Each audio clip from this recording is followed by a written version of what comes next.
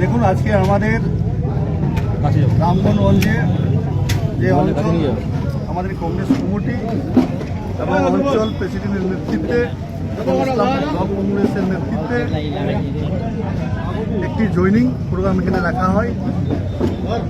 তো আজকে যেভাবে রামগঞ্জ এলাকার মানুষ কংগ্রেসে আসতেছে, শুধু রামগঞ্জ বলে নয়, পুরো পশ্চিমবাংলায় আজকে কংগ্রেসের দেখতে পাচ্ছেন আপনারা। চোপড়া, ইসলামপুর, তারপরে গল্পপুর, প্রত্যেকটা জায়গার মধ্যে প্রত্যেক দিনই জয়নিং হচ্ছে, কোথাও না কোথাও 2-4টা জয়নিং হচ্ছে। তাহলে কংগ্রেস এইভাবে দিনের পর দিন যেভাবে আসতেছে কংগ্রেসের মানুষ, তৃণমূল দল তো শেষ, এখন লড়াই মানুষ বুঝতেই পেরেছেন যে তৃণমূল শেষ। এখন যদি আমাদের লড়াই করতে হয় বিজেপির সঙ্গে, তাহলে আমাদেরকে কংগ্রেস করতে হবে। তাহলে মানুষ এখন কংগ্রেসে আছে। আমি রামগঞ্জবাসীর মানুষকে, রামগঞ্জের জনগণকে আমি অনেক অনেক ধন্যবাদ জানাই যে আপনারা কংগ্রেসে সিদ্ধান্ত নিয়েছেন, খুব ভালো সিদ্ধান্ত নিয়েছেন। কতগুলো পরিবার জয়েনিং করলো আজকে 200 পরিবারের সিদ্ধান্ত জয়নিং প্রোগ্রাম ছিল। কোন দল কিন্তু যে পদ অধিকারী, তারা পদ অধিকারী নয়। তারা আমরা আগে বলেছিলাম যাদের কারাপশন আছে, যারা দুর্নীতি করেছে তাদেরকে নেওয়া হবে না পার্টিতে। আর এখনো আপনাকে বলছি, যারা দুর্নীতি করছে, যারা কারাপশন করেছেন তাদেরকে নেব না। এরা অঞ্চলে আরো কি শক্তিশালী কংগ্রেস হচ্ছে, আরো হচ্ছে, আগামী দিনে দেখেন আরো বাড়বে।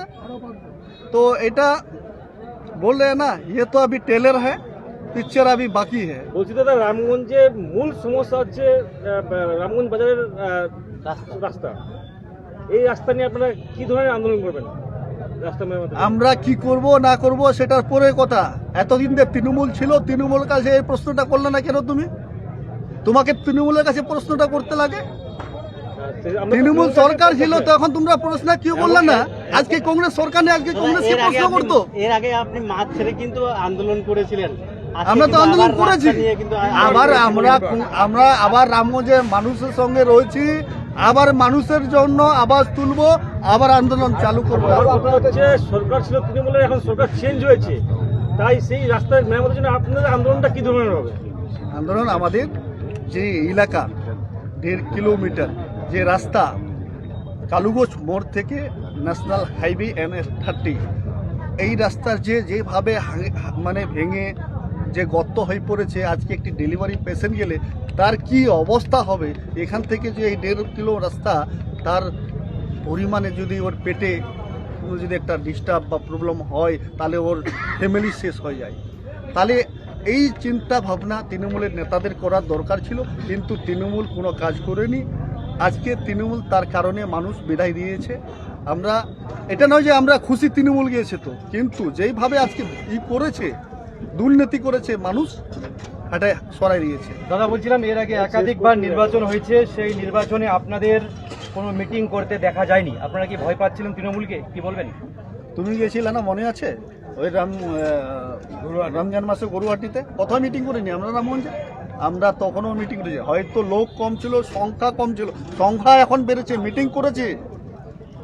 আজকেও বলেছি, কালকেও বলেছি যে তৃণমূলের কোনো নেতার দম নাই যে কংগ্রেস কর্মীর উপরে হাত লাগাবে। কংগ্রেস একটা অঞ্চলীয় দল নয়, কংগ্রেস একটা ন্যাশনাল পার্টি। তার উপরে হাত দিতে গেলে ওকে 100বার ভাবতে হবে। ঠিক আছে দাদা আছে। দেখুন, রামগঞ্জে একটা কর্মী সভা, সেই কর্মী সভায় আমি যেটুকু দেখতে পাচ্ছি যে আমাদের এখানে সংখ্যায় কম ছিল কংগ্রেস। আজকে যে জয়নিং সভা, এই জয়নিং সভায় আমাকে কল করার জন্য ধন্যবাদ। বিশেষ করে যে ইসলামপুর ব্লকের যা অবস্থা, ইসলামপুর রামগঞ্জে যে অবস্থা, এই যে একটা মিছিল হবে এখন, এই প্রোগ্রাম শেষে যে মিছিলটা হবে সেটা শুধু রাস্তার জন্য হবে। কি বলবেন রামগঞ্জ এলাকাবাসীর জন্য? রামগঞ্জ এলাকাবাসীর জন্য আমি বলবো, চোপড়া ব্লক কংগ্রেসের পক্ষ থেকে আপনারা সবাই এগিয়ে আসুন। তৃণমূল থাকবে না, তৃণমূল নামক দলটা ফেলে যে নিয়ে বেড়াবে তার লোক থাকবে না। কারণ যে এই দলে করাপশনে ডুবে গেছে। আমি নির্বাচনী ভাষণে বলেছিলাম এদের ঢাকি সভা বিসর্জন হবে, ঠিক ঢাকি সভা বিসর্জন হয়েছে। আজকে দেখলেন যেটা হচ্ছে 200-রও বেশি লোক জয়েন করেছে, 50টার মতো পরিবার জয়েন করেছে, 200-রও বেশি লোক। 50টা পরিবারেরও বেশি লোক আজকে জয়েনিং করেছে কংগ্রেসের আদর্শে।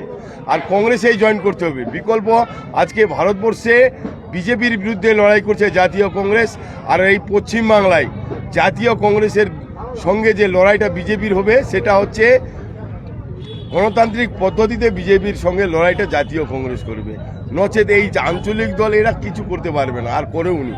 যে মমতা ব্যানার্জি বিজেপিকে কলে করে পশ্চিমবাংলায় নিয়ে আসে এবং মসনদে বসায় দিয়ে উনি নিচে নেমে গেছে। দাদা, আজকে মিছিলের মাধ্যমে আপনারা প্রতিবাদ করবেন, যদি কাজ না হয় রামগঞ্জে তাহলে আগামী দিনে কি করবো? দেখুন, এখন আমরা চোপড়া থেকে আসছি তো ইসলামপুরে, আমিও চেয়েছিলাম এই আন্দোলনে আমি একবার সামিল হব। আজকের আন্দোলনে যদি কোনো রকম এই সদুত্তর পাওয়া না যায়, আমরা টাইম দিব, নাহলে বৃহত্তম আন্দোলন করে ন্যাশনাল হাইওয়ে জাম করে দিব। যতক্ষণ পর্যন্ত এই রামগঞ্জের কাদা মাটির রাস্তা ঠিক না হবে ততক্ষণ পর্যন্ত ন্যাশনাল হাইরোড জাম করে রাখবো, এটা আমরা সিদ্ধান্ত। না দেখেন, আমরা তো বারবার করে বলেছি, বার্তা তো দেওয়াই আছে, নতুন করে কি বার্তা দেব?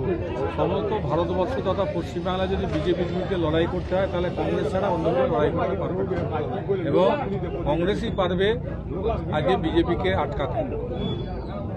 আমি তো সে সময় আগে বললাম, মমতা বিজেপি নামক বাঘটাকে পশ্চিমবাংলা এনে দিয়ে নিজে কিন্তু এখন পালায় চলে গেল।